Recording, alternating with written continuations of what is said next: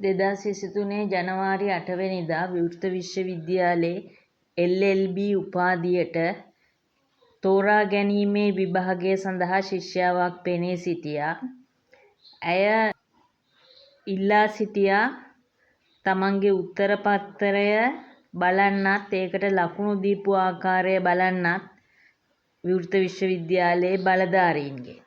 නමුත් විවෘත විශ්වවිද්‍යාලයේ බලධාරීන් අවස්ථා දෙකකදී ඒක ප්‍රතික්ෂේප කරා. ශිෂ්‍යාවගේ පියා මේ පිළිබඳව තොරතුරු දැනගැනීමේ කොමිසම් සභාවට අභියාචනයක් ඉදිරිපත් කරා. තොරතුරු දැනීමේ කොමිසම් සභාව ඒ සඳහා අවසර දිය යුතුයයි කියා සිටියා.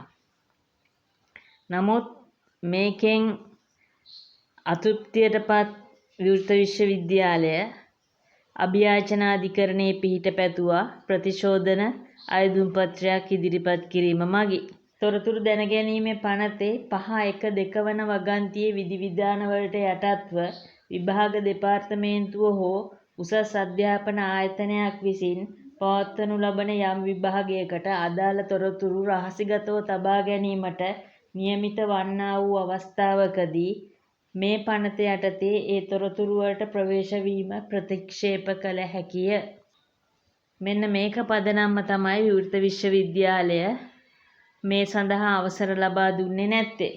නමුත් අභියාචනාධිකරණය කියපු දෙයක් තමයි ශිෂ්‍යාවක් තමන් උත්තර ලියපු තමන්ගේම උත්තර පත්‍රයක් බැලීමට සහ ඒකට ලකුණු දීපු ආකාරය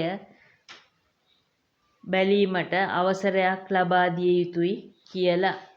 මේකෙදි ඉදිරිපත් කළේ ප්‍රතිශෝධන අයදුම් පත්‍රයක්. ප්‍රතිශෝධන අයදුම් පත්‍රයකදී අධිකරණමය බලය තීරණය වන්නේ අධිකරණයේ අභිමතානුසාරී බලය අනුව.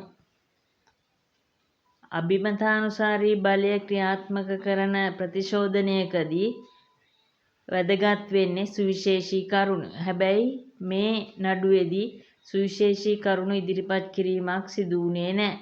තවද ප්‍රතිශෝධනයක් ඉදිරිපත් කරන්නේ අභියාචනයක් කළ නොහැකි අවස්ථාවකදී සහ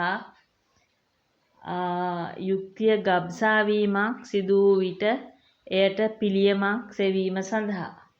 මේ නඩුවේදී පෙත්සම්කාර විවෘත විශ්වවිද්‍යාලය නිවැරදිව කටයුතු කරලා තිබුණේ නැහැ.